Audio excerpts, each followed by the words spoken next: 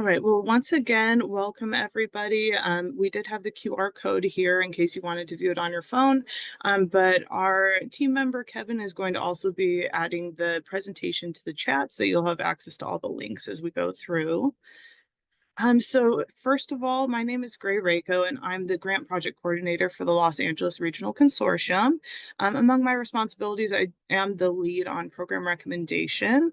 I do have my contact information here. Please feel free to reach out if you have any questions, if anything comes up after the training as well. I'm always available to assist. And so I do have our agenda for today's training up here. So first of all, we'll just be providing a very brief introduction to what program recommendation is, just to ensure that we're all on the same page and have that basic foundation. Then we'll be doing a brief overview of the LARC program recommendation process and all the steps involved on our end. And we do have the wonderful LA Center of Excellence team that will be providing a full in-depth training on requesting and utilizing labor market information, or LMI reports.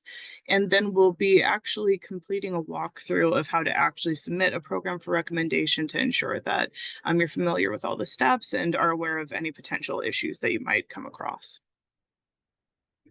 All right, so first, just a very brief introduction to what program recommendation is.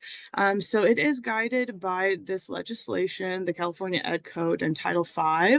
One of the requirements for program recommendation is that any programs, any career technical education programs that are being submitted for chaptering to the California Community Colleges Chancellor's Office, which will be referred to as the Chancellor's Office for the rest of the training, it does need to include in the application the recommendation of the CTE Regional Consortium, which for the LA region is LARC. And our recommending body is the LA Workforce Council, which is made up of our voting and alternate voting members for each of the LA 19 community colleges. They're responsible for recommending programs to the Chancellor's Office. And additionally, the Chancellor's Office has put out a handbook, which has all of the requirements for program recommendation. It's called the Program and Course Approval Handbook, otherwise known as the BACA. And we do have the handbook linked to our LARC program recommendation webpage, which we'll be referencing a lot throughout this training, since it does have all these resources that we'll be going over today. And any programs that are submitted do need to align with both BACA and any additional LARC program recommendation process requirements. And so I do also want to provide a little bit of background on what LARC's role is and isn't with regards to program recommendation. Our Workforce Council does review and recommend programs at their monthly business meeting to the Chancellor's Office. However, they are not approving programs. It is ultimately up to the Chancellor's Office to approve any programs that are submitted to them. And additionally, curriculum development approval is a local process, so please ensure that you're always following those processes. Additionally, there are some programs that are exempt from this process. The programs that are subject to program recommendation and receiving our regional recommendation are new credit CTE programs. Additionally, existing low unit local certificates for state chaptering, which we'll talk about in just a second. And additionally, modified programs that do require a new control number in COCI. Programs that are not subject to this process are modified programs that do not require a new control number in COCI. Although colleges may choose to submit those to us still, it will be subject to all of the requirements of program recommendation then. So it is ultimately up to you. And additionally, non-credit and associate degrees for transfer are not subject to this process, and you will not be able to submit an application for either of those. So I did want to provide a little bit of additional background on existing low unit local certificates for state chaptering. There is an example in the BACA, which I do have referenced on this slide. It is linked also at the bottom of the slide. So in this example, the Chancellor's Office discusses having multiple certificates that are within a single top code. Within the criteria for this area, lower level certificates do need to be required for the higher level certificates, and the entire set or sequence of certificates do need to, as a whole, meet the 16 plus semester unit requirement for the certificate of achievement. If all of these criteria are met, then the college does need to submit the entire 16 plus semester units for chaptering as a certificate of achievement. And there are just a couple of very slight requirements that we do have within our process if this is what fits the programs you're submitting. So we'll get into that in a little bit. And we do also receive a lot of questions regarding what requires a new control number in COCI. All of the requirements are found in the California Community College's Curriculum Submission and Approval Technical Manual, which I do have linked here. We have, at the request of the region, developed an instructional that does have all of this information as well. It's just pulling information from that manual, and that is on our program recommendation page. So I do have here some of the substantial changes that do require a new control number. It does include substantial qualitative content being updated. That is at the discretion of the college faculty in accordance with legislation. If you do have any questions on that, we do recommend that you reach out to your campus curriculum specialist. Additionally, any changes in the maximum and minimum units of credit would require a new control number. Some examples of non-substantial changes that do not require a new control number would be the course department and number, course title. So we do encourage you to review that information just so that you're familiar. And so once again, this is the requirement for modified programs. They do need to come through our process if they do require a new control number in COCI. All right, and so before I turn it over to the Center of Excellence team, I do just want to provide one really quick overview of the process. We're going to be going very in-depth into each of these steps throughout this training today. But this is the general process that you'll be following anytime you're submitting a program for recommendation. So the first step is requesting an LMI report from LACOE via their form. That should be done as soon as you are starting to contemplate developing a program. For new programs, then, any requests that are sent to LACOE for LMI reports are then provided to our LARC team, and we include them as informational items on our business meeting agenda. This serves as an informational notice to the region that your college is planning to develop the program. That is not program recommendation, but just that first step to ensure that if colleges have any questions or concerns, specifically colleges with those similar programs, that they can reach out to your college. After that, we do have a checklist that's been developed that we'll once again review in a little bit. That does have all of the attachments that are required if you are going to submit an application. So first of all is that COE LMI report. It does need to be dated within 1 calendar year. It's considered expired after that point, and it does need to be issued for the program and top code. Additionally, we do need the advisory minutes, which should be dated within 2 calendar years and do need to reference the program.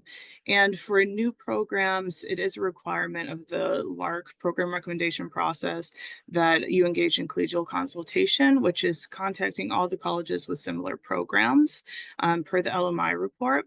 And that does need to include the voting members from our workforce council as well. Once you have gathered all of the information that's needed, you'll be able to submit an application in the regional CTE website. And then once that's been submitted and accepted, all of those programs are included on the agenda for the next LARC business meeting, which is that monthly convening of our LA Workforce Council. At that point, they then review and recommend or not recommend all of the program applications. And so once a program then has been recommended by the Workforce Council, in that same meeting, we do develop our program recommendation minutes, which are created, reviewed, and approved in that same meeting so that we can have those to everybody by the end of the day. That is what's submitted with your application as the recommendations of our consortium. All right, so with that, I'll be turning it over to our Center of Excellence team to provide an overview of requesting and utilizing LMI reports.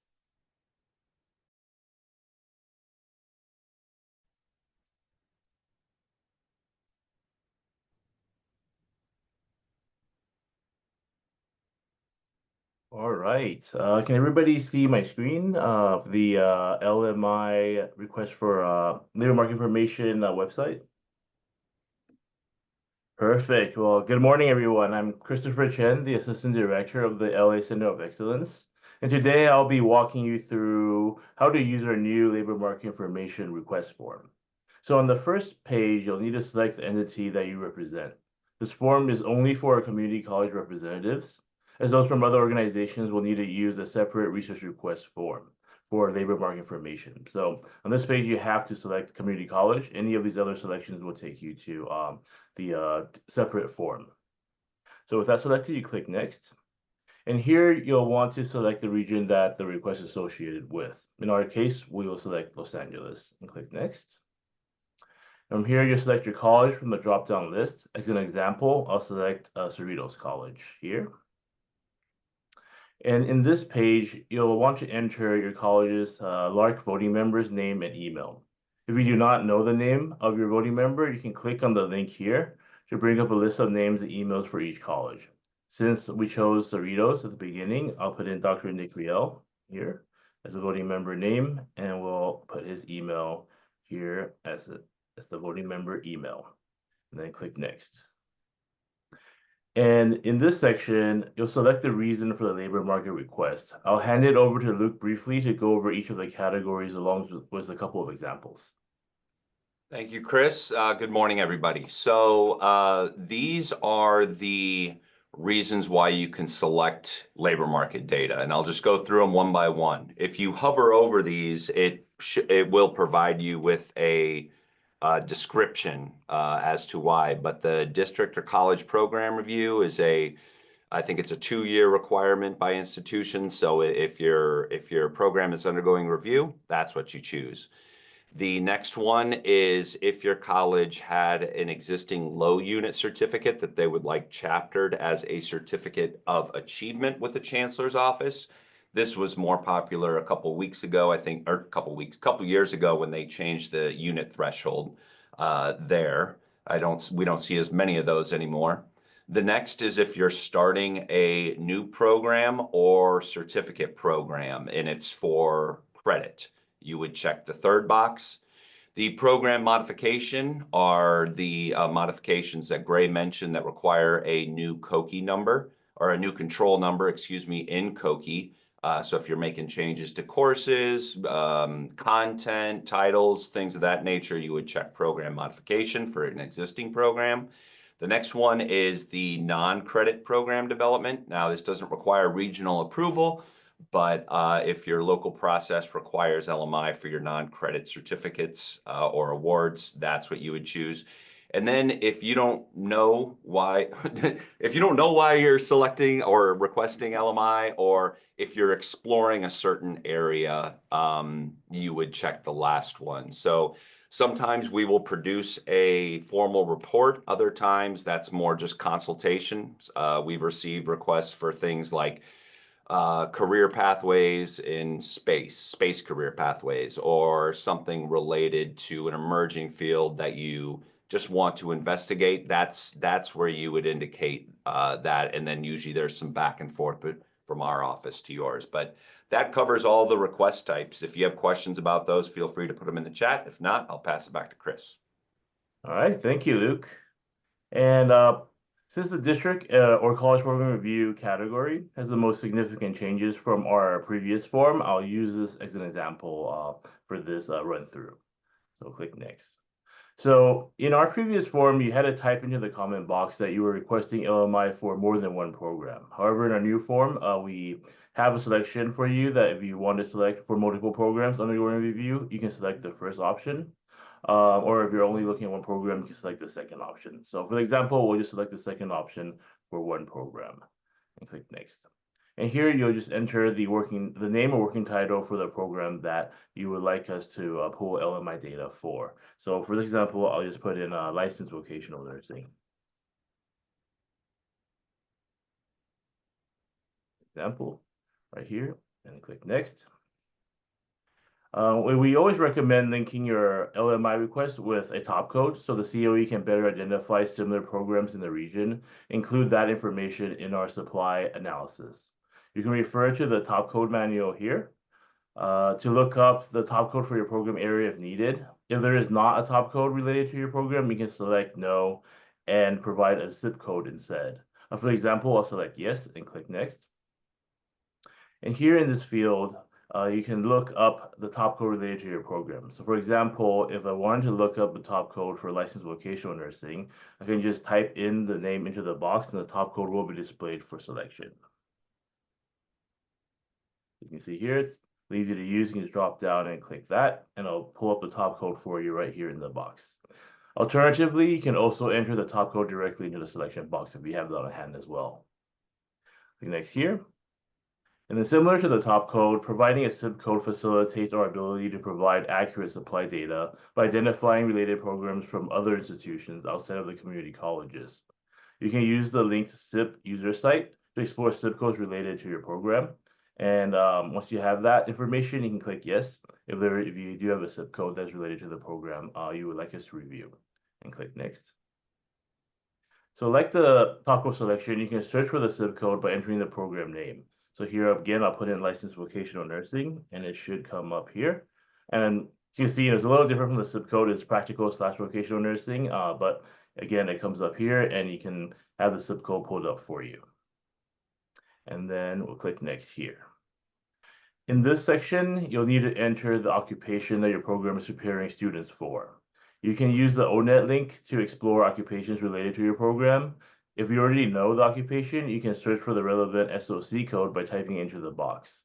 For example, I'll type in nurse here, and we'll see a list of relevant occupations come up. So nurse here. So again, we can see a lot of the nursing occupations, and this is the one we're looking for. So we'll click this one. And then just select the most relevant one, and then we can click next.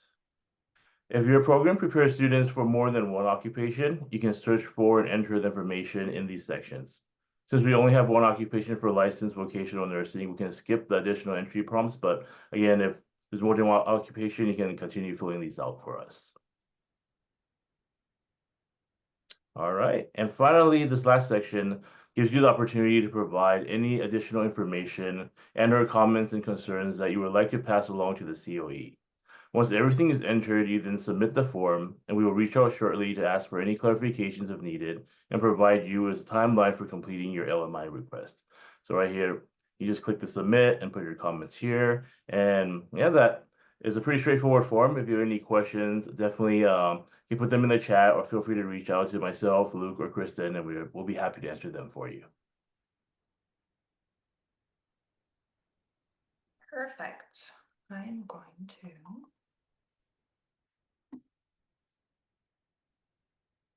All right. My name is Kristen Moore. I am a research analyst for the Los Angeles Center of Excellence, and I want to make sure everyone can see the screen I've shared. It's a sample labor market analysis. Yeah. Perfect. Well, my example is going to be geographic information systems. So if you, this one was just done for Pasadena in October. So this is one of our very recent ones. And I'm going to walk through once you do the, once you fill out the form like Chris showed us, we go to work and we create this labor market analysis in order to show whether or not the program endorsement criteria have been met. At the top of the page, you can see, we like to do it really short and simple, 3 little boxes. Does this meet our supply gap requirement? Does it meet the living wage requirement? Does it meet the education requirement? I will walk you through as to why we checked yes for all 3 of these, but if all 3 of these boxes are yes, we do an all criteria met endorsement. Another thing we can look at in this top portion is the emerging occupations. There's lots of emerging fields that we need program information on. And so if this is a case where there is an emerging occupation, we click yes, and you'll see there's different types of labor market information we can access in order to try to help get information on these up and coming occupations in our region. So going down, we summarize what the endorsement is, and we provide key findings. So again, we can see all this at the very front of the report, but I'm going to scroll down and show us kind of the meat and how we come to these recommendations. So we're going to start with the occupations. This report shows two different types of occupations. Surveying and mapping technician is a 6-digit SOC code, meaning that's a traditional occupation that there is labor market data for. As opposed to geographic information systems technologists and technicians. As you can see here, this is an 8-digit, meaning that data collection is underway. The BLS is currently collecting data, and we can access different types of data in order to get information, but it's not the traditional BLS information that comes from the census reports. So we're going to look at these two occupations in the region. We're going to start with occupational demand. As you can see in Exhibit 1, we're going to look for that surveying and mapping technicians and the number of jobs in Los Angeles County and Orange County. As you can see, there's a favorable change. We're projecting to have more of these occupations in our region. And here is the annual openings. This is a big piece of that puzzle, the supply gap puzzle that we use to see if there is a supply gap in our region. So as you can see, it's looking like there's going to be about 140 jobs for survey and mapping technicians in our region over the next 5 years annually. So because we are LA, we want to look at a detailed occupational projection in our county. And so for this job, we see that 6%. It looks like there is going to be a progressive change, which is good, a good outlook for this occupation. We have the 92 annual openings. And one thing we've added here recently is the automation resilience. So this is showing whether or not these jobs have a greater or less than risk of automation. A positive score shows that this is reflect a lower than average threat of automation. So a positive score is a good thing in this situation. So we're showing you the automation resilience.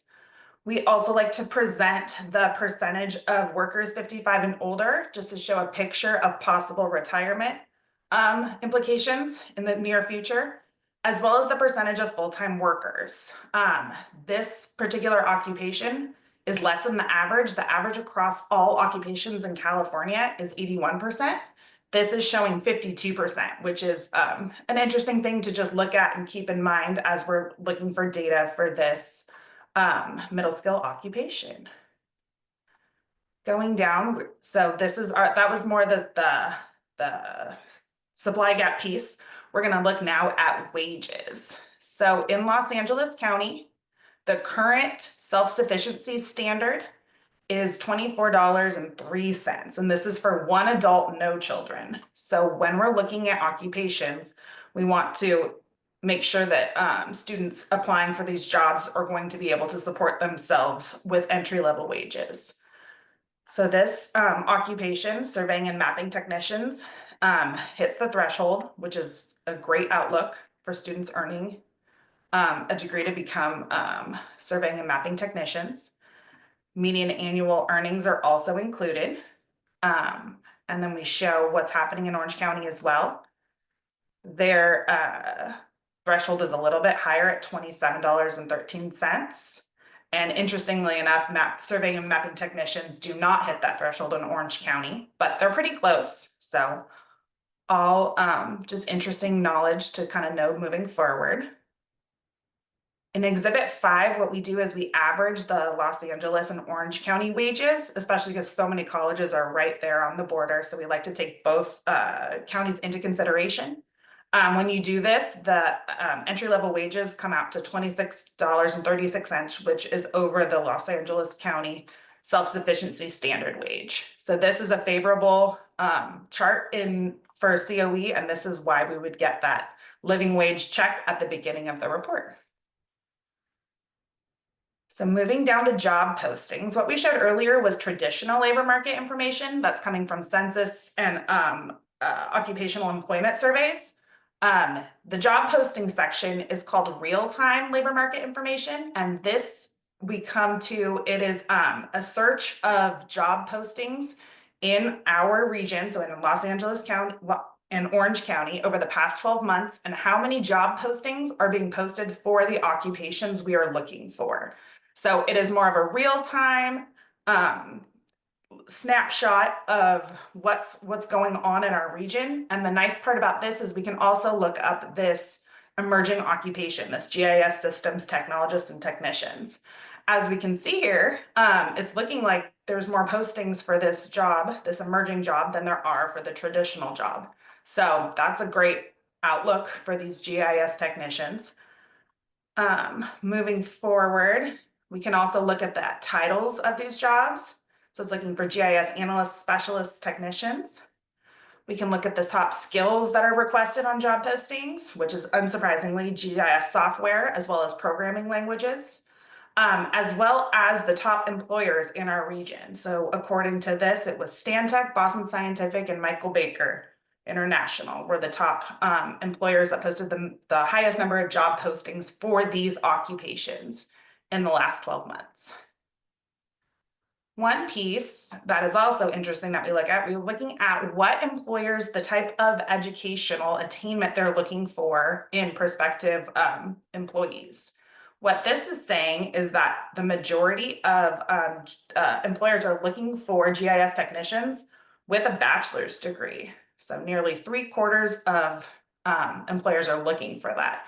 There's also employers that have said that they're looking for associate and high school diploma as well, but it's just interesting to keep this piece of information that's what local employers are looking for these types of occupations.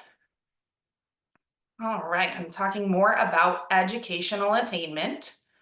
The COE, we have three kind of measures in order to classify occupations into skill level. And what we do is we look at what the BLS recommends. So this is what the BLS is, a high school diploma or equivalent. That technically would be below middle skill. However, we also look at national level data and we see what the workers in the field, what is their highest level of education. So in this case, 55%, over half of workers in the field working as surveying and mapping technicians have completed some college or an associate degree. So because of that fact, this is classified then by COE as a middle skill job appropriate for community college students. And this is why we would check that educational attainment box in the top of the report, because this is now classified as a middle skill occupation. And then the last piece of these reports is looking at the supply. We want to look at our community college supply. We want to see which programs are offering programs that'll train students to become surveying and mapping technicians, as well as GIS technicians.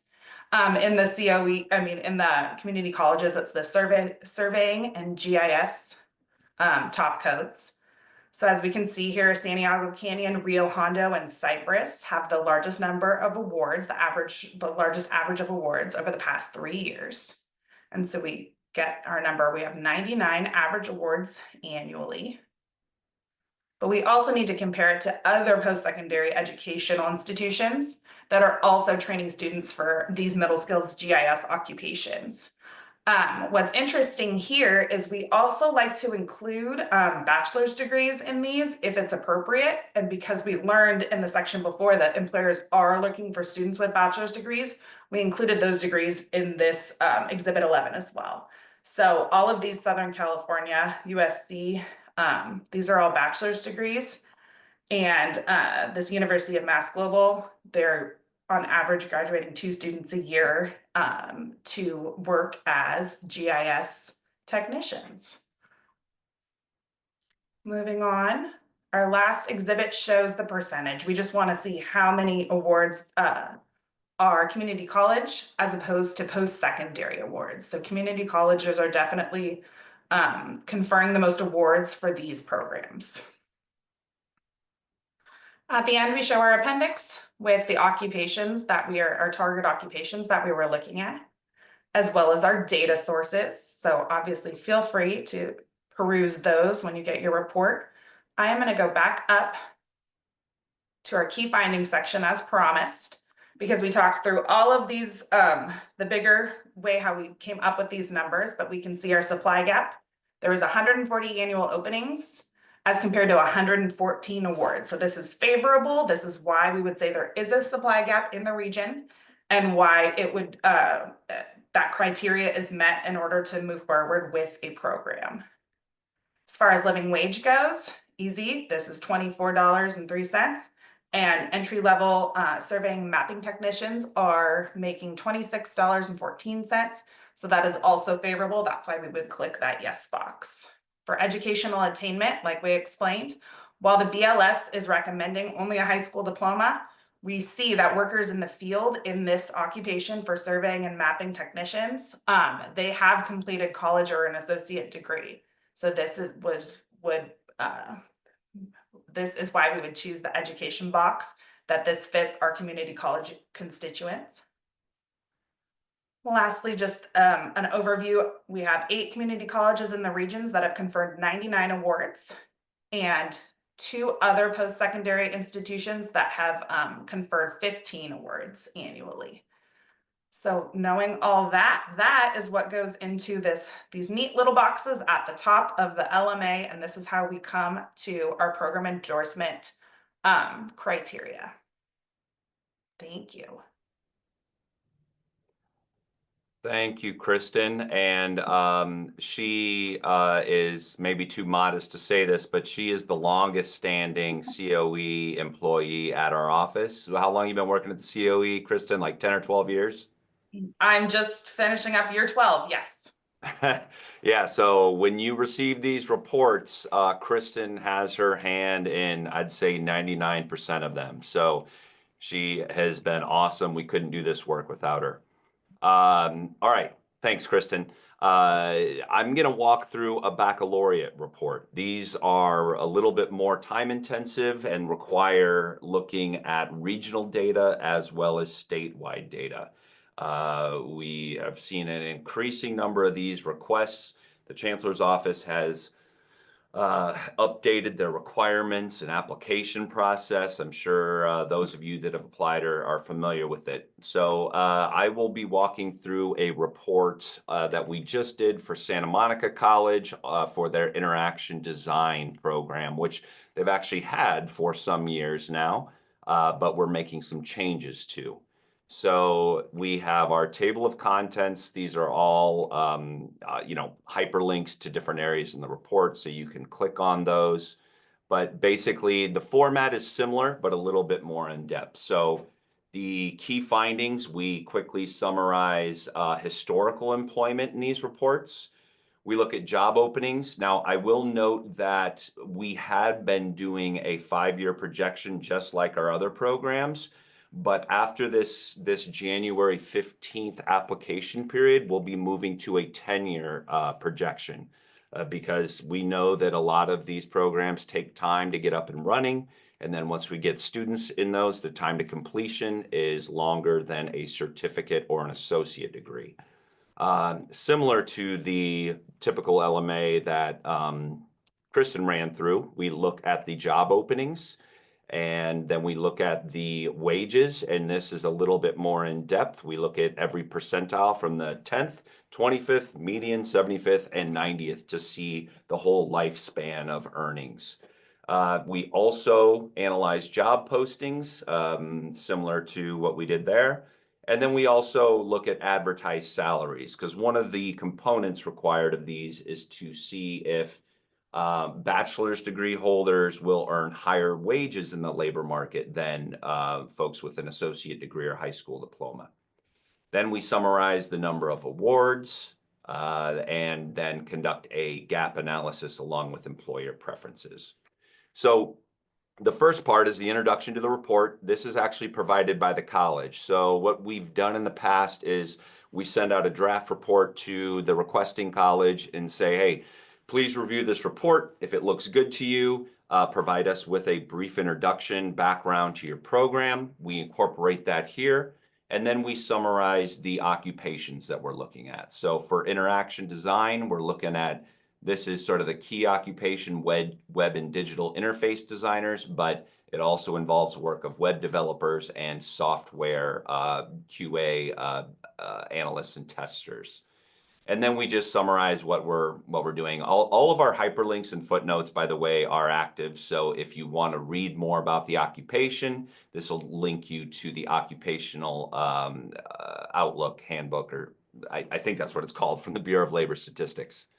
So starting off, we introduce our occupations, the typical entry-level education and the work experience required, and then we look at historical employment compared to all occupations. So for those three occupations combined here in blue, you can see the rate of change dating back to 20 years ago through the present compared to all occupations. So in this case, these three computer occupations have grown at a much faster rate than the general labor market trends.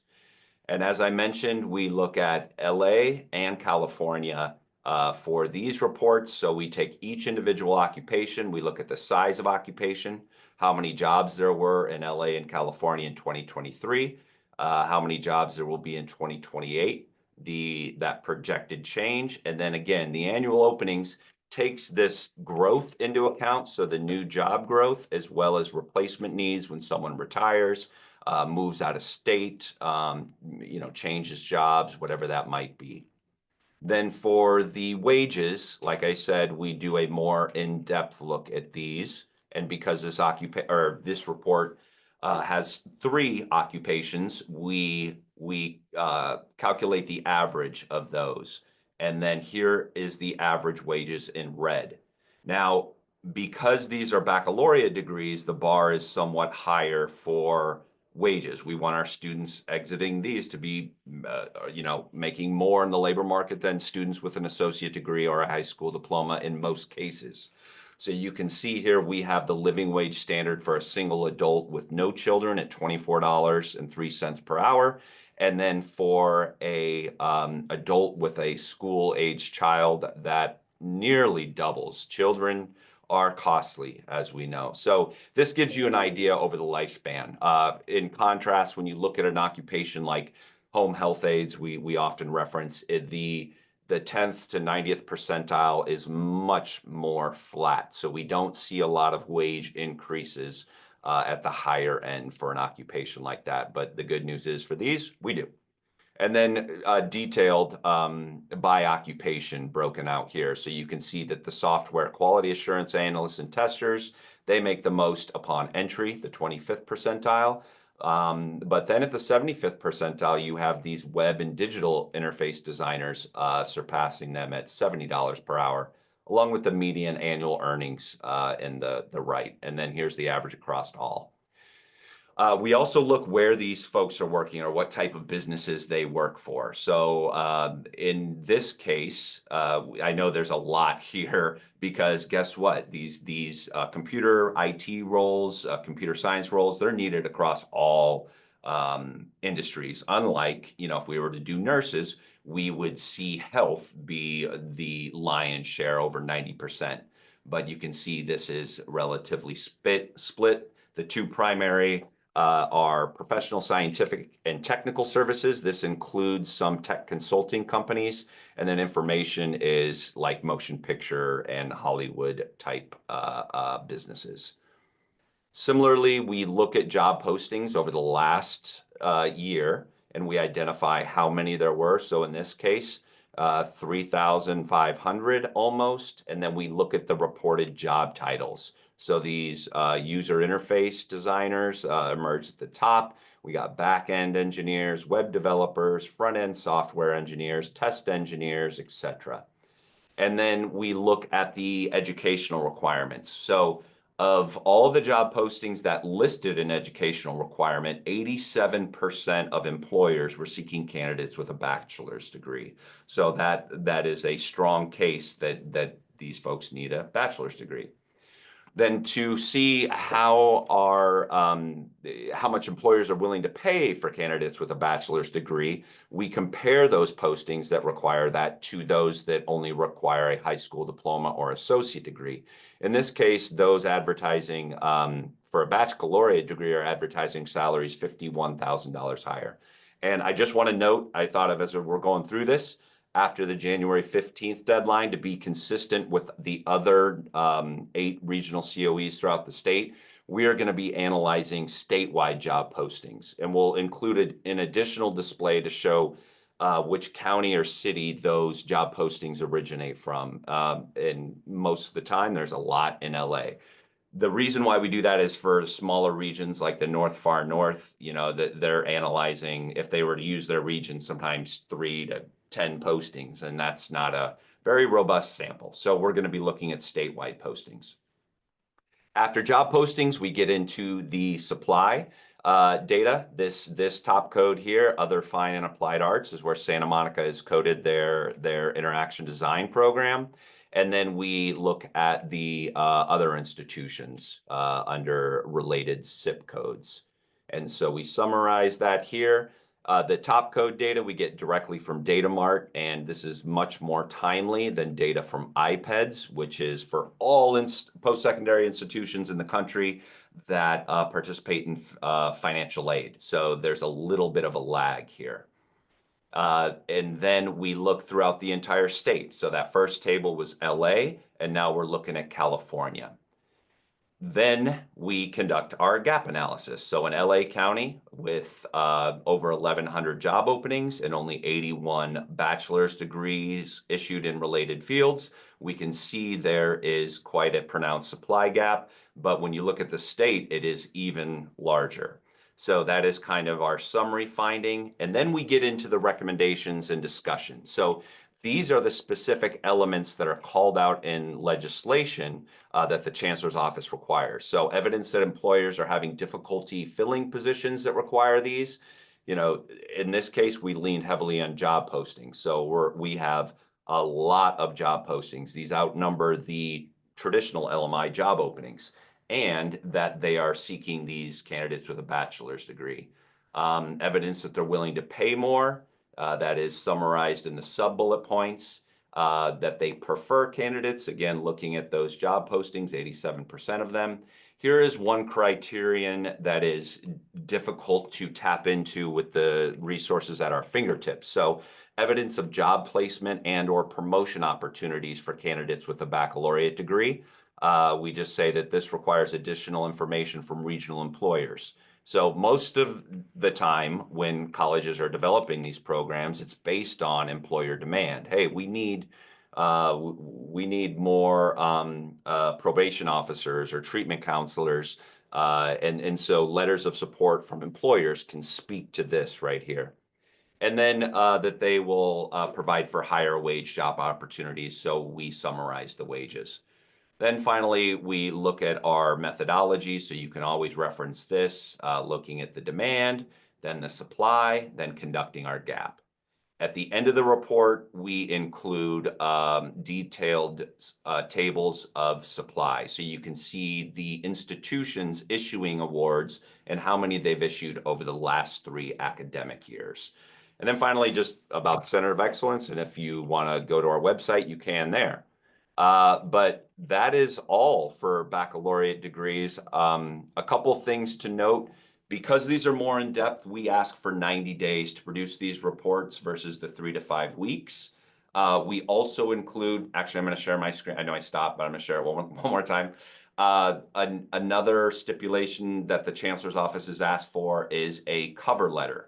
And this was primarily, I feel like, for some other regional COEs, because we are including this data in the recommendation and summary section of our report, and we've been doing that.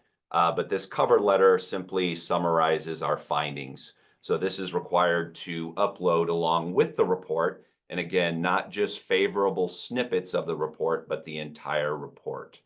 That is all I have on baccalaureate degrees. Gray, I'll turn it back over to you. If anybody has questions, feel free to type them in the chat or just come off mute and speak up. Thank you. All right, thanks so much, COE team. I will get this back on. Right. Thanks again. As we mentioned before COE presented, we do receive a list of all of the different data requests that are submitted to COE, which is then included on our business meeting agenda. So we're going back into that process of the LARC program recommendation. So it is required for any new programs, not for modified programs, but for any new programs, it does need to appear as an informational item on our business meeting agenda before it can be submitted as an official application for recommendation. So I do have screenshots right here of what that looks like in our agenda. Once again, this list is provided by COE to us. So as long as it's been an official request and not just like an emailed request, it should come to us, but please always be verifying if you're submitting a new program that it has appeared as an informational item. We do have included on the agenda the program title as well as the award type that's being requested. If there is no award type that was included in the request, then it will still be the program title. We also have the top code, the college that's requesting it, and the person that requested it. And there are also different categories. This is what Luke reviewed within that submission form.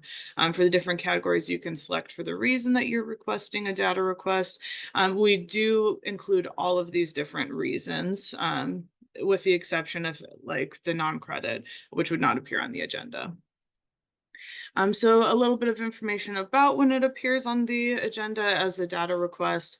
It is a requirement for new programs only, although modified programs should also be appearing on there if you have submitted a request. It is informational only. It does just let all of the colleges in the region know that you're intending to explore the program. It is not the official Workforce Council recommendation. And as mentioned, it does need to appear on a prior business meeting agenda. It cannot appear as both an informational item and an action item on the same agenda. That's to ensure that there is time given to the region to ask any questions or voice any concerns regarding the intent to create the program. If you do submit an application and this requirement's not met, then we do first add it as a data request to give that month to the region to consider it, to have any discussion as needed, and then it'll be eligible for recommendation the following month. We do accept it as meeting the requirement if it's included as any of those data request categories, which could be the new program, exploratory, etc. It does not need to be in the new program to meet this requirement. And additionally, it is fine if you're still determining the award type when you submit this request for certificates and associate degrees as well. We'll still consider this informational item requirement to be met. However, for baccalaureate degrees, it does need to be identified as a baccalaureate data request since that is a different process. And additionally, Luke mentioned that it does take longer for them to process the baccalaureate LMI reports. And additionally, it's part of our LARC program recommendation process that you do need to submit those report requests as soon as possible, so that it also is providing sufficient notice to the region that you are intending to create that program. All right, so as mentioned, once you are ready to actually submit the program for program recommendation, it will be submitted in regional CTE. So first we're going to just review preparing your application. We have developed a checklist, which I referenced earlier, that does have all of the requirements for new and modified programs. Just a one-pager, it's available on our program recommendation page. We do ask that you always, if you're submitting a new program, that you do go in and download the most current version, since we do make updates as needed. But we encourage you to use this just to ensure that your application that you're submitting does meet all the requirements, so it's not delayed an additional month. So there are some processes that need to be followed for new programs. I already reviewed the informational item requirement that any new program does need to appear as a data request or an informational item on a previous business meeting agenda before it can go before us as an official program recommendation item. And additionally, it is required for LARC that any new programs do have collegial consultation take place before the application is submitted. So that would mean that the college is contacting any other colleges that have similar programs, and these are identified on the issued LMI report. You do need to contact them prior to submitting that application, and it does need to include the Workforce Council voting members. So then we also do have required attachments that once again need to be prepared prior to submitting that application. It will be rejected if you do not have all of these requirements. So first of all is the valid LACOE LMI report. It is required for both new and modified programs. It does need to be issued to the college. It needs to be issued for the respective program and top code. And it does need to be dated within 1 calendar year of submission. It is considered expired if it's beyond that 1 year. Additionally, it is required to have the respective advisory minutes. Once again, this is for both new and modified programs. The minutes do need to reference the respective program and be dated within 2 calendar years. And finally, for new programs only is the documentation regarding collegial consultation. The documentation is only required to at least list all the colleges that were contacted, once again, which are colleges with similar programs per the LMI. It is also required that the Workforce Council voting members at these colleges with similar programs are included in that collegial consultation process. We do have the Workforce Council voting members on the program recommendation page. We keep that list up to date, so you can always reference that if you're not sure about those contacts.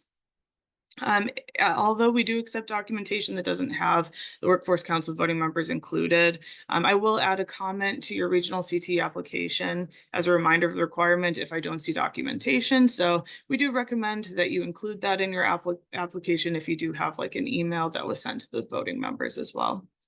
If there are no colleges with similar programs, then you can just upload documentation that states that.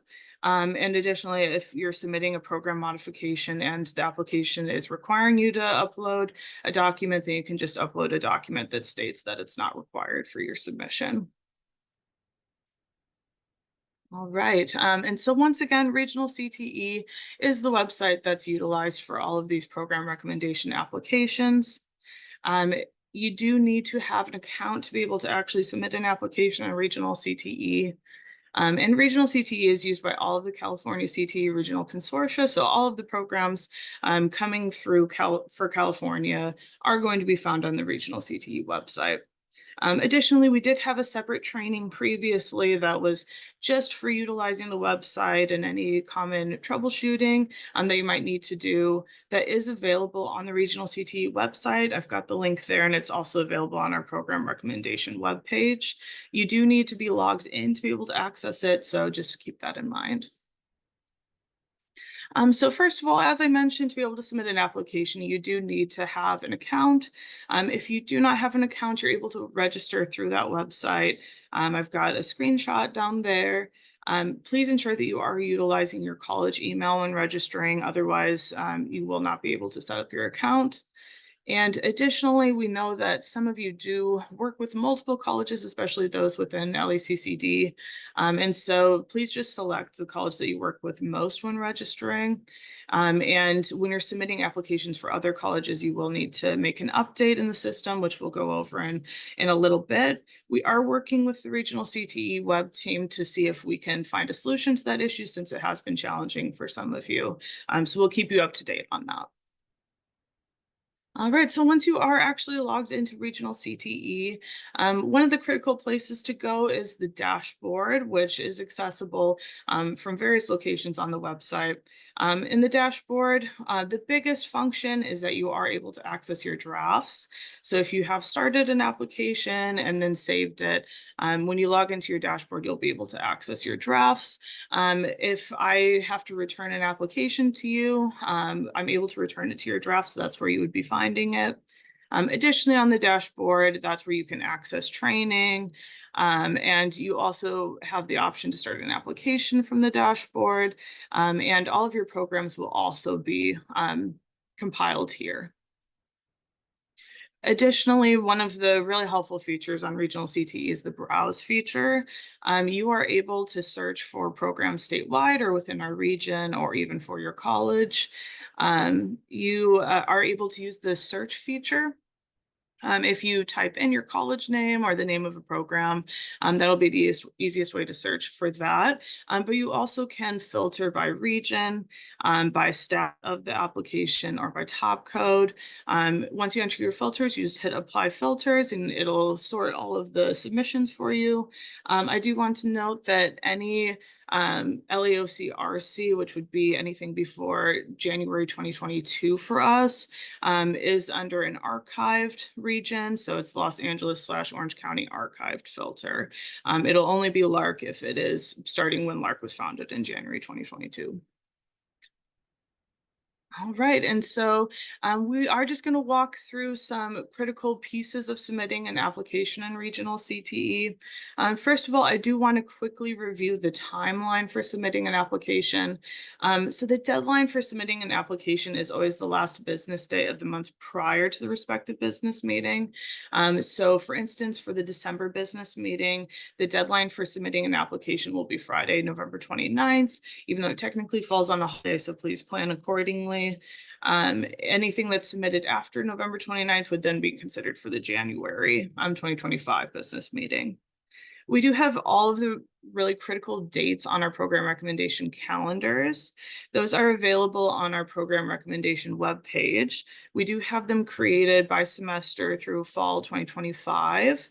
And those calendars do include the last day for submitting an application, the day that the preliminary agenda goes out and is uploaded, the last day to pull items for the final agenda, as well as the business meeting date.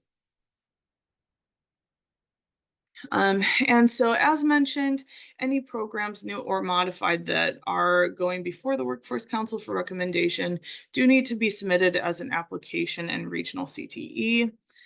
We do get some questions about who should be submitting the application. It is up to the discretion of the college. Some colleges do have their voting members submit it, some have their faculty submit, and some have admin staff or other staff members submit. So we do leave it up to you. We do just ask that anyone that's submitting these applications be familiar with our process and does review our program recommendation webpage prior to submitting. And it is the responsibility of the Workforce Council to ensure that any of these applications are aligning with program recommendation requirements. So please reach out to your voting member if you have any questions. All right, so to actually submit an application in regional CTE, once again, you do need to be logged in. And then there are buttons for submitting a program available on the homepage of regional CTE, as well as on your dashboard. And you do have to get down to the program details section before you're able to save the program submission as a draft. So just a note that you do have to complete a portion of it first. And so once you have saved that draft, it will be accessible on your dashboard for editing as well as for deletion. All right, so we're not going to go through every portion of the application in regional CTE, but I do want to highlight some of the critical pieces just on the LARC program recommendation side. So to start the application, it does ask you if you have labor market information. You do have to confirm this before you can proceed. And once again, a lot of this is repetition, but I do want to make sure that it's clear. So for the LMI report, it does need to be for that respective program and top code. It needs to be issued to your college, and it does need to be dated within 1 calendar year of submission.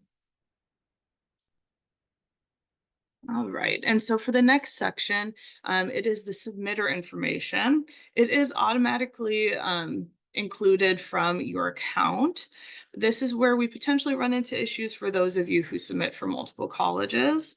So if you are one of those people and you do need to update your college, there is a little section on the screen that'll say go to settings, and it'll allow you to update your college and then say update account. It is required that you do that, otherwise it will process the submission as being under the other college, and we will have to work with the regional CTE web team to update updated if you've already submitted.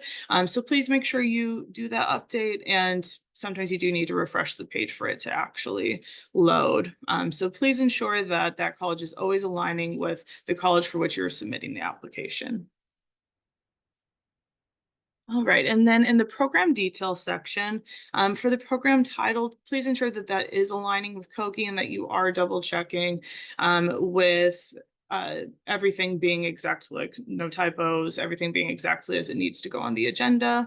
It will be a challenge for us to make the update after the minutes have been approved. So please be diligent. Additionally, for the submission type, there are two options. There's new program and program modifications. For new program, that would be for just the standard new credit CTE programs, as well as for the existing low unit local certificates for state chaptering. Any program modifications, you'll be selecting program modifications. That includes whether it requires a new control number or if you're just submitting it, even though it does not require a new control number. All right, and then in the program proposal attributes, you're able to select the program award type. You can select more than one, so we do leave it up to the college to determine if you would like to submit one application with multiple award types, such as a certificate and an associate degree, or if you'll be submitting multiple applications for each award type. You have the best knowledge of your program, so you know best if that's something that should be divided. So I do want to note that for inclusion on the agenda, if you select multiple types of certificate of achievement selections, then that will be compiled into one line item. However, if you also are submitting one application with associate degree, that will be a separate line item. Additionally, they do list on the application the non-credit and associate degrees for transfer award types. However, you cannot proceed with the application if you select those because they should not be coming through the consortium for recommendation. So just a note on that. And additionally, if you're submitting a baccalaureate degree, please do not compile that with a certificate or an associate degree. That should be a standalone application. All right. So in the supporting document section, that's where you're asked to upload your labor market information, which does need to be that COE issued LMI report. And once again, should be for the respective program and top code, for the respective submitting college, and data within 1 year of the application submission. And I do want to note that it is required that it does have an LACOE report attached. You are able to upload additional evidence of labor market need. However, that's not what the Workforce Council and the Chancellor's Office will be basing the recommendation on. But there is the option to add additional files if needed. However, if it does not have the COE report, then it will be rejected as an application. All right, and then in the LA regional question section, I do want to make a few notes regarding potential troubles that some colleges have as they're submitting. So first of all, for the district and college section, please ensure once again that that's the district and college for which you are requesting the recommendation of the program. That should always align with basically who is submitting for the request. And then additionally, your current voting members are available on our program recommendation webpage.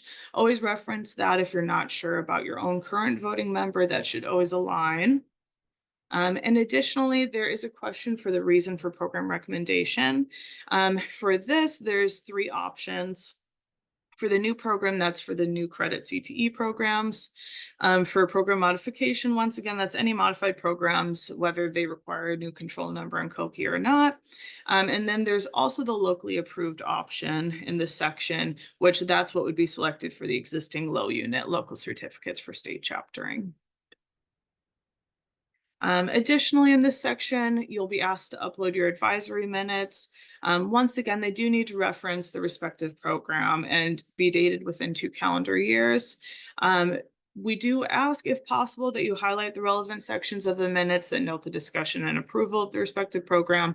It saves time and might mean that I don't have to go back to you to just verify that it's actually included in there. So very helpful if possible. And then additionally in this section, you are asked to upload the documentation regarding collegial consultation. Once again, this is only required for new programs. Program modifications do not need to complete collegial consultation. This documentation can be as simple as just being a list of colleges contacted. However, we do prefer that you include documentation regarding the communication sent to the Workforce Council, just so that we can confirm that that's taken place. Otherwise, once again, I will include a comment on your regional CTE application requesting that you do so if you have not already. And additionally, if collegial consultation isn't required, or if there are no colleges with similar programs in the region, then you can just upload documentation that does state such. Additionally, there is a priority sector question within the LA Regional question section. And we do have 8 priority sectors that have been identified for LARC that are available in our regional plan. I do have them listed here. So please indicate the respective industry sector that aligns with the program. And then the last section is the program modification description. This is only applicable to program modifications. We do need a description of whatever changes are being made to the program that will be included on the agenda. And it can be as simple as a bolded list of key changes. Feel free to just put not applicable if it does not apply. And so once all areas have been completed, you'll be able to hit submit the program. Once that's taken place, the program will then be available in the browse through the browse feature. I will not be able to view it until it has been submitted. I do not have access to drafts, so please ensure that that has gone through and double check. If you do have any technical issues while submitting the application, we do need you to reach out to the regional CTE support team. I have their email there. It does take them a little bit of time to work with you to troubleshoot any issues. So we do ask that you are ensuring that you have sufficient time to work with them in case something does go wrong. And once again, we do have that website training available on the regional CTE website. And it's also linked to our program recommendation webpage. All right, so once that application has been submitted, then I am responsible for reviewing and processing those applications and ensuring compliance with our process and with the BCA. If there is any additional information that's needed, I'll be reaching out to the respective workforce voting members, as well as whoever submitted the application, to ensure that you're able to make the updates as needed. The submissions are often returned to drafts, so once again, they're accessible through your dashboard then for whatever edits are required. I will provide a deadline for completing those edits, so please ensure that that's met. Otherwise, it will not be included on the next business meeting agenda. Additionally, to ensure that you're always aware of the status of your application, we do update the status in regional CTE. If it shows as being submitted, that means that it is still either pending action or pending my review. If it's indicated as under review, that does mean that it has moved forward and will be included on the next agenda. All right, so once we do have an application that's been reviewed and accepted, it is added to our preliminary agenda, and all the dates we'll be talking about are included once again on the program recommendation calendar. I do recommend that you have that downloaded so that you can frequently reference that if you are a key person for submitting these applications. So the preliminary agenda does go out to the Workforce Council by email and is uploaded to the LARC website by the 5th business day of the month. Please ensure that you are monitoring your submissions and you're ensuring that everything's correct and accurate. Any requests for changes do need to be submitted by the end of the day on the Monday prior to the business meeting. Once again, that's included on the program recommendation calendar. Anything that was submitted after that deadline of the last business day of the previous month won't be included for the current month. So just a reminder on that. And then our final agenda does go out to the Workforce Council and is uploaded to the LARC website by 24 hours prior to the respective business meeting. I do also want to note just how everything does appear on the agenda, so it's a little easier for you to find what you need. We do sort all of the submissions into new programs, modified programs, and then new baccalaureate programs. And we do include a link to the respective regional CTE applications for the Workforce Council to easily be able to review the submission. And I also want to note that we do include the Workforce Council voting member as the contact, so that's why it's always them and not the person that's submitting the application. And additionally, we do include the LMI endorsement that was reviewed during the COE training as part of the new program inclusion. All right. So then once we actually have our business meeting, which is on the third Thursday of the month, the Workforce Council reviews and discusses all of the informational items as well as the programs being brought forward for recommendation. They have their discussion and determine if they will be not recommending or delaying recommendation for the programs. If recommendation has been delayed, that does mean that additional information or action is required before it can be brought back at the next business meeting. Additionally, I do want to note that it is up to the voting members to determine if they'd like the faculty that developed the program or any other staff members to be present to assist in answering questions. So please refer to your voting member if you're not sure if your presence is required. And once the decisions have been made by the Workforce Council regarding what programs will be recommended, we do develop program recommendation minutes during that meeting.